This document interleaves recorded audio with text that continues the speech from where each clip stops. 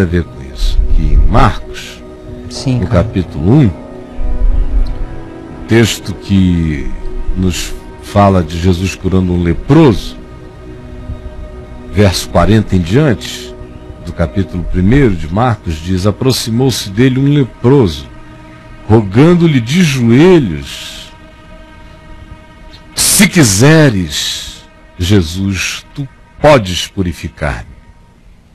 Rogava a ele de joelhos.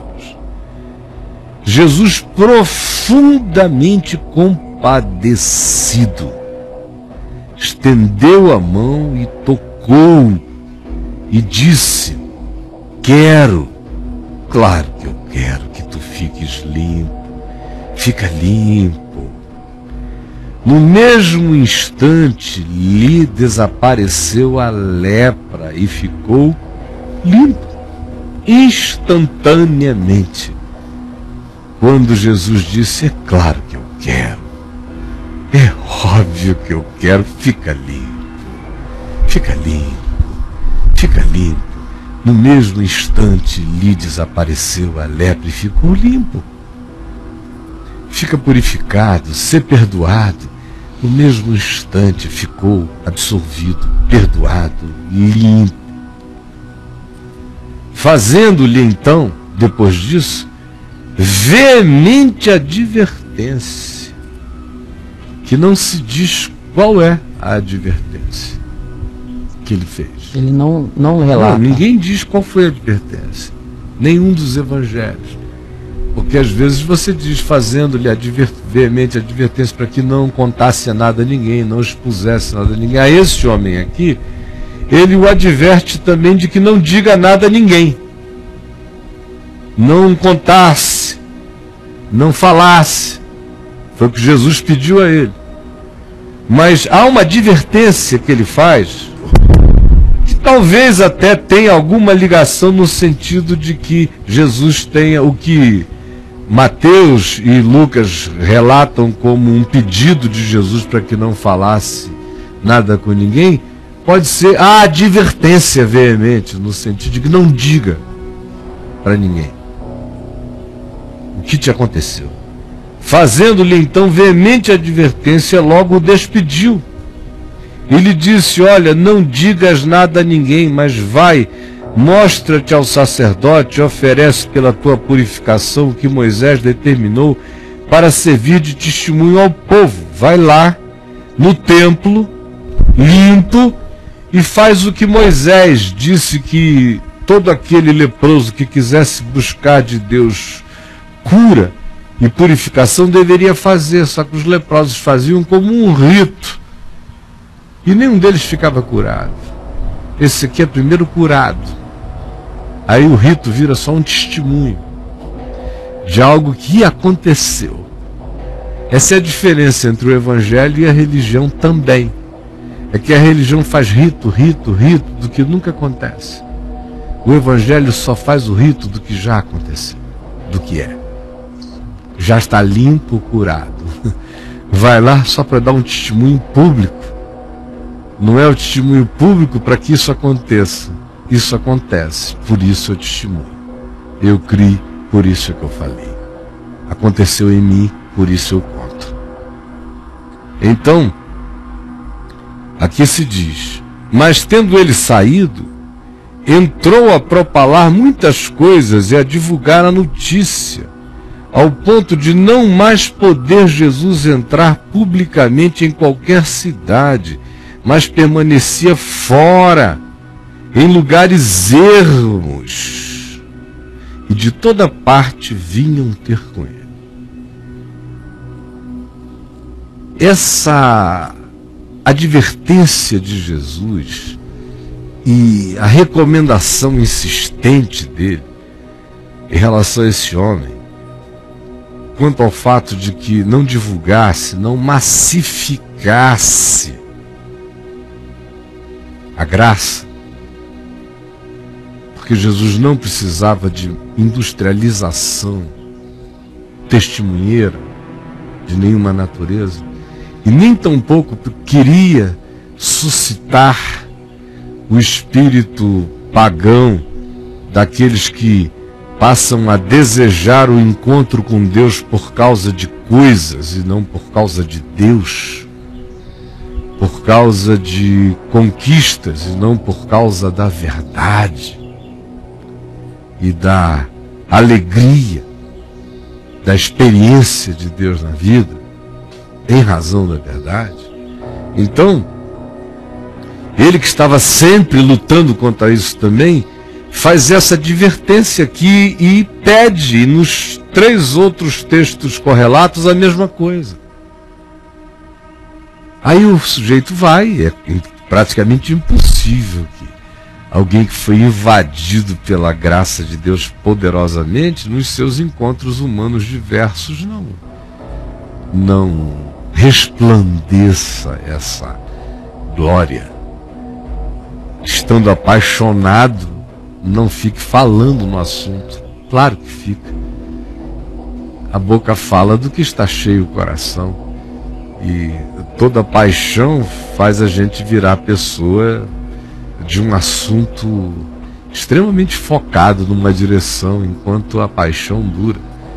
E o amor, quando é perene, ele não é extravagante como a paixão, que não tem hora para falar da doença que lhe tomou o coração, mas o amor sabe a hora certa de semear as coisas dele mesmo nos ambientes onde ele chega. Ele sabe se sinalizar, ele sabe indicar os seus rumos e caminhos. Pois bem, então Jesus não queria incentivar nenhum tipo de massificação desse tipo, dessa ordem, dessa natureza, porque ele não fica presente na massificação. Não é uma coisa interessante? Ele visita as massas, mas ele não escolhe as massas para ser o ambiente da existência dele. Não existe o menor populismo em Jesus. Isso. Nenhum. Populismo zero. Nada de populismo. Nada de alimentação de qualquer que seja o elemento massificante. Verdade. Então, ele diz para os que poderiam ser os massificadores, não massifiquem. Não massifiquem. Porque o que vai acontecer é que eu não me entrego às massas. Eu vou escolher a hora de falar. E a hora que eu quiser, quem vier, veio. Mas eu não ficarei refém nem sequestrado. Sim, cara. E aqui o texto que a gente lê diz que por causa da divulgação, não só desse indivíduo, mas de tanta gente que não se segurava, Jesus chegava ao ponto de curar o mudo e dizer: não digas nada a ninguém. Aí era pedir demais também, né? O cara era mudo. A primeira coisa que ele ia fazer era contar. Era dizer: oi, pronto, acabou o segredo. É a mesma coisa de curar o cego e falar: fecha o olho. Não conta nada pra ninguém. Então, mas era o nível do absurdo da descrição de Deus em Cristo. O absurdo da descrição de Deus em Cristo. Deus é discreto. Deus é manso e humilde de coração. Jesus é Deus. Quem quer saber como Deus é, veja o modo de Jesus agir. Quem quiser saber se Deus adora multidões, veja como Jesus trata a multidão. Ele visita, ele não fica. Sim. Ele só fica na individuação, no particular, na solitude. Aqueles que buscam presença de Deus na multidões visitam eventos que eventualmente podem até ter esporadicamente aqui e ali uma passagem de Jesus.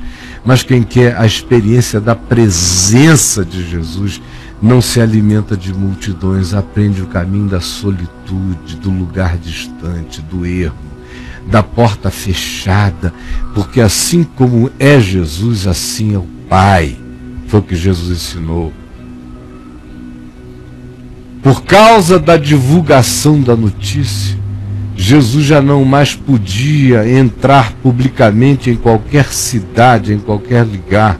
Por isso permanecia fora, em lugares ermos. E quem queria, ia ter com ele. Quem queria, ia ter com Ele. Eu já fiz muito ajuntamento em nome de Jesus na minha vida. Milhares de ajuntamentos. Com 30 anos fazendo ajuntamentos. Todos os anos eram milhões de pessoas, literalmente, que afluíam aos estádios, às praças, aos lugares públicos no Brasil e no mundo inteiro. Imensos ajuntamentos humanos, nos lugares mais diferentes e diversos deste país todo e em tantos outros lugares diferentes no mundo, pregando a palavra. Mas eu nunca tive a ilusão de que aquelas pessoas que aos milhões durante um ano vinham ouvir só teriam algum tipo de benefício se aquilo se transformasse em algo pessoal, particular, íntimo, se elas passassem a ir com as próprias pernas ter com Jesus, se elas aprendessem o caminho da solitude, se elas aprendessem o caminho da oração quieta, se elas aprendessem o caminho da reflexão, da meditação, se elas aprendessem o caminho da prática sigilosa do bem na vida do próximo e de muita gente, sem nenhuma divulgação, muitas vezes, na maioria delas, se possível em todas elas, fazendo o bem como o Pai que está nos céus faz, sem que o indivíduo sequer note. Ele acorda e está tudo orvalhado, ele nem percebe. Ele acorda e o sol nasceu e ele nem agradece. Ele acorda e os organismos, bilhões de organismos terráqueos estão em processo de todos os tipos, os trilhões, os quatrilhões de organismos terráqueos, alguns em fotossíntese, outros em processo de alimentação, em transformação de energia em vida, alguns explodindo em flor, outros em cor, outros em fruto, outros em folha, outros em carne, de todos os tipos. Meu Deus, que variedade! E ninguém fica sabendo, nenhuma nuvem é puxada de avião dizendo vejam as nuvens, nenhuma promoção, nenhuma divulgação, nenhum trovão estronda a voz de Deus dizendo assim faço eu por vós. Nenhum relâmpago estala um grito que diga não se esqueça de mim. Não. O Pai é como Jesus, discreto. E o convite de Jesus é para que eu o conheça assim. Por isso eu dizia, em meio àquelas multidões que vinham me ouvir, a minha ênfase sempre foi no fim de tudo e na continuidade qualquer que eu tivesse possível com elas. Se vocês não buscarem conhecer a Deus indo agora, da oportunidade que foi facultada aqui, pela vontade de anunciar a palavra, se isto que foi feito aqui na vida de vocês não for seguido de uma vontade pessoal de cada um, de ter vida íntima com Jesus no ermo, no lugar solitário, de sair da cidade, sair da família, sair do ambiente, sair das multidões, sair dos barulhos, sair das praças. Eu não estou falando de sair geograficamente, é sair mentalmente. É sair não numa geografia lugarizada, é sair num movimento não lugarizado, na existencialidade, no coração, no interior.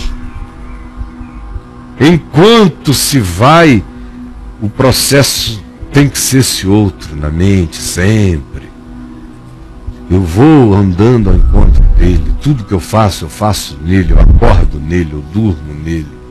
Eu trabalho nele. Eu me referencio em tudo que faço pelo significado dele na minha vida. Eu vejo TV, eu escolho o que eu vou ver, eu escolho O tempo todo. Eu não estou aqui simplesmente à mercê de ninguém. Eu faço escolhas, escolhas, escolhas, escolhas. As minhas escolhas têm a ver com, neste tempo da vida, nesta fase da vida, nessas condições da vida, o que eu posso fazer de bom com o meu tempo, sem ser contra mim, neste momento atual da minha vida. Como eu posso viver a realidade de Deus crescentemente em mim e a partir de mim, como é que ela pode se espalhar para abençoar vidas de outros, enquanto eu esteja existindo nesse corpo de morte debaixo do sol. É o meu desejo de todo dia, isso orienta todo o meu pensar, todo o meu sentir, todo o meu interpretar, todo o meu olhar, o significado de todas as coisas. Por quê? Eu preciso ir a algum lugar necessariamente? Não, eu vou porque eu gosto. Não tenho essa necessidade. Quando eu vou, eu falo. Então não é nem porque eu vá para ouvir, não é nem porque eu vá para falar, porque eu também não preciso desse canal falante. Não, é porque eu gosto. São escolhas alegres, felizes, e que não são emuladas por ninguém em mim. São escolhas da minha maturidade, desde que eu o conheci, que eu decidi que eu não era um menino. Nele eu iria viver para ser um homem. E uma vez alcançado por aquela graça, eu queria andar na direção dele, porque ele me chamou para andar na direção dele. Vem e segue-me, onde ele estiver, lá que eu quero estar. E um dos movimentos que eu sei que eu tenho que fazer é esse, de encontrar com ele na quietude, no lugar ermo. Outro movimento de percepção que eu tenho que ter, que é fundamental para mim, é saber que assim como ele é, assim é o Pai. Porque ele diz que assim como o Pai era, assim ele era. Ele diz: quem me vê a mim, vê o Pai. Como dizes tu, mostra-nos o Pai. Não creis que eu estou no Pai, que o Pai está em mim? As palavras que eu vos digo, não as digo por mim mesmo, mas o Pai que permanece em mim faz as suas obras. Crede-me que eu estou no Pai, que o Pai está em mim. Crede-me ao menos por causa das mesmas obras. Por isso, meu seminário é Jesus, minha teologia é Cristo, meu saber de Deus é o Evangelho, minha possibilidade de entendimento de Deus está expressa em Cristo.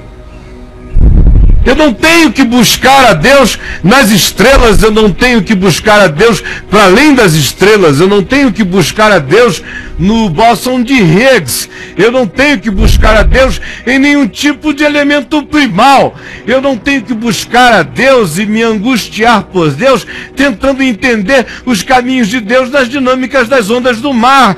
Eu sei Deus em Cristo. Sei que ele é discreto, embora todo-poderoso. Sei que ele não gosta de aparecer, embora todas as coisas emanem dele.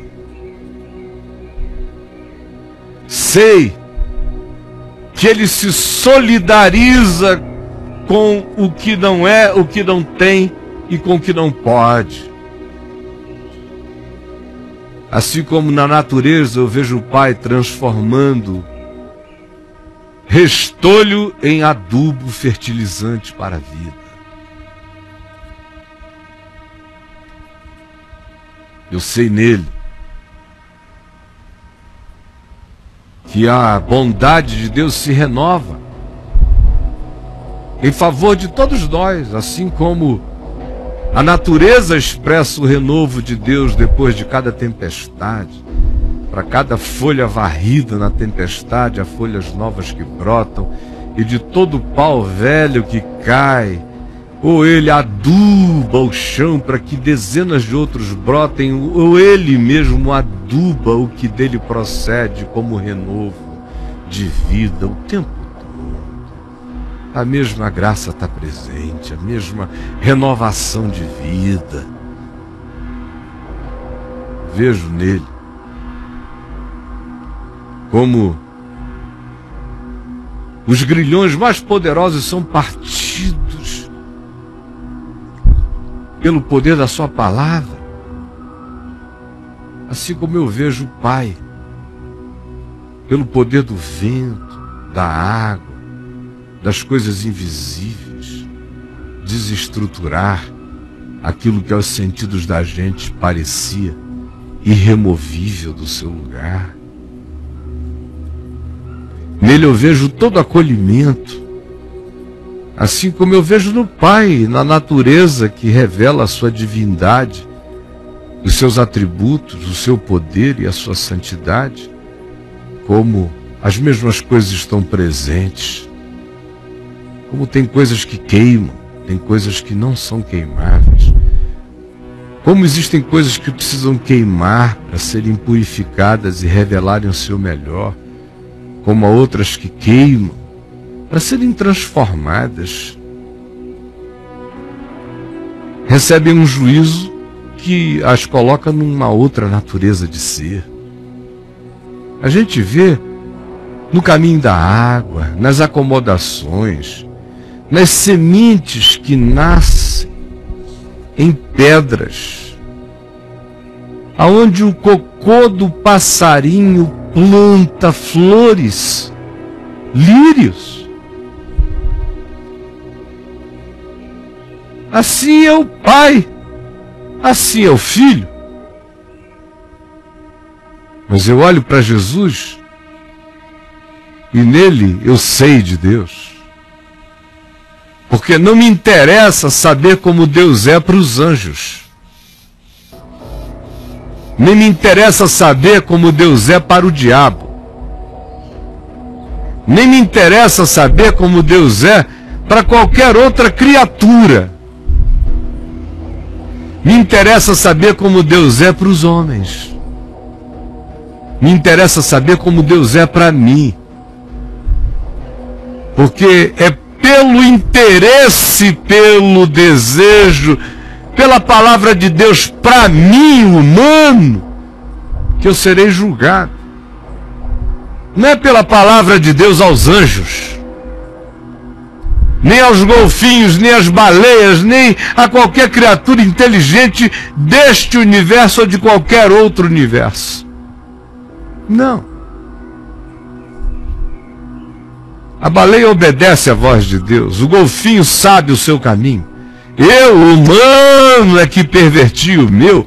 Interessa a mim saber qual é a palavra de Deus, quem é Deus para mim. Quem é Deus para o diabo interessa ao diabo, quem é Deus para mim interessa a mim. Deus para mim está revelado em Cristo. Deus para o homem está revelado no Filho do homem.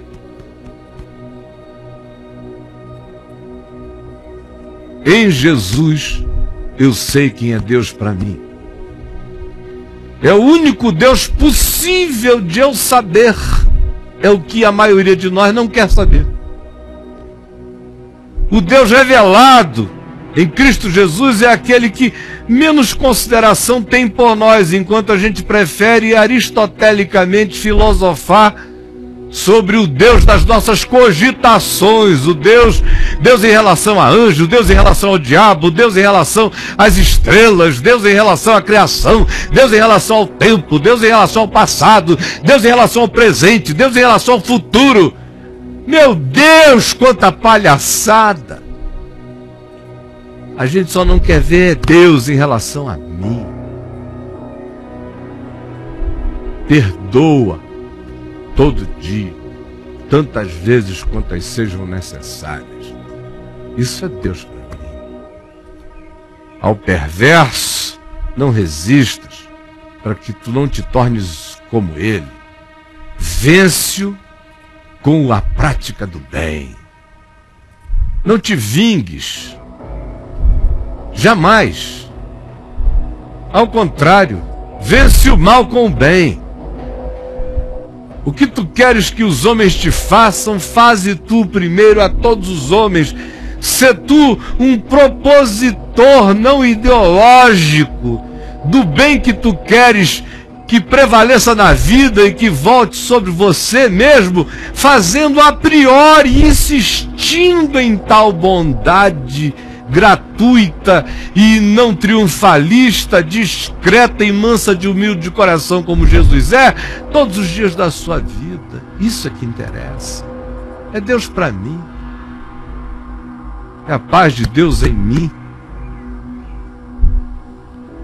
Tem gente me perguntando como é que os anjos se sentem. Eu não quero saber como é que os anjos se sentem. Eu preciso saber quem eu sou para Deus. Você precisa saber quem você é para Deus. Pare de ficar fazendo fimose em anjos e em você mesmo. Primeiro ofereça a mente, o coração e simplifique a sua percepção. Desfilosofe Deus. Deus não está filosofado. Deus está encarnado. Deus está revelado. Deus coube no espaço de fitas métricas. Deus cheirou entre nós. Suou entre nós. Urinou na terra, defecou na terra, estendeu a mão concreta na terra. Eu não preciso saber qual a relação de Deus com as criaturas abissais. Eu preciso ver o amor de Deus alcançando na sociedade humana as criaturas marginais. Eu preciso ver, não o que está acontecendo em Andrômeda. Eu preciso ter olhos para enxergar como Deus enfrenta os buracos negros que se oferecem aos homens como representantes ungidos e sacerdotais de Deus e não passam de buracos negros engolidores de almas humanas. Isso em Cristo eu posso ver e como Deus olha para cada coisa. Em Jesus eu aprendo como Deus não está impressionado com o que nos impressiona, como quando torres caem sobre injustos e torres caem sobre justos, não significa nada, torres caem. Torres caem. Foi o que Jesus ensinou. Quando disseram, tu viste? Tu ouviste? Que tragédia, a torre de Siloé caiu sobre aqueles que estavam lá, 18. Será que eles eram mais pecadores? Jesus disse, torres caem. Torres caem. Com gente boa, com gente não boa, com gente de todo tipo. Torres caem. A natureza existe também. E a violação de leis da natureza, ainda que na ignorância, uma trepidação de 18 subindo uma torre pode fazer o que já estava para cair, cair. E junto vão gente, pessoas ruins e más e boas, santos e pecadores contumazes. Torres caem. E não é por tais coisas que Deus vai ser entendido ou discernido, porque Deus nunca disse, meu Pai, nunca vos disse, fazei torres que eu vos prometo, elas não cairão. Não há nenhuma promessa de Deus para o homem na natureza que não seja trabalhe. Porque se você trabalhar, você colherá. Nesse mundo caído, está tudo tão claro. Quem quiser ter outras expectativas sobre Deus, invente isso. Mas não jogue a conta para o Deus verdadeiro pagar, porque Ele não é aduladores de idiotas. E eu sei como Ele é, e eu sei como Deus é, eu sei como Deus é. Olhem bem para minha cara. Eu sei como Deus é, porque eu sei como Deus é em Cristo. Como Deus é em Jesus. Eu sei Deus em Jesus. Porque nele habita corporalmente toda a plenitude da divindade. Eu sei como é a divindade para mim, humano. Para mim. Essa é a revelação. Não é como é a divindade para os cachalotes. Envolve. Alcança o universo inteiro. E eu tenho falado tanto sobre isso.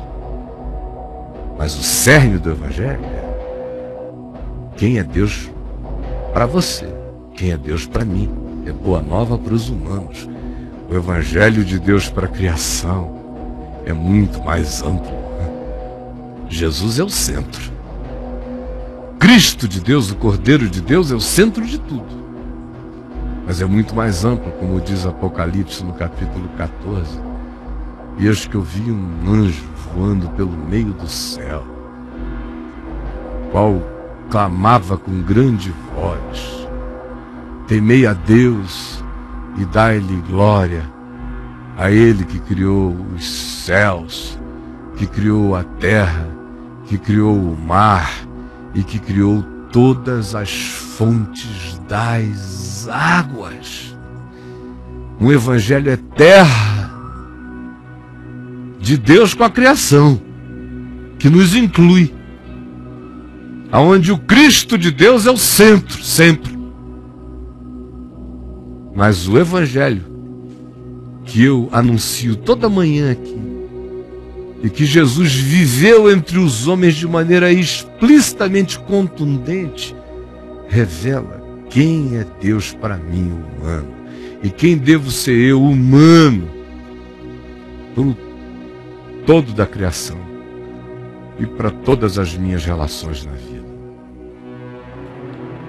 Senhor Jesus, eu começo aqui entregando diante de Ti esta palavra a todos os que a ouviram, palavra que eu não tinha planejado em falar sob hipótese alguma e que apenas brotou da sinceridade do coração.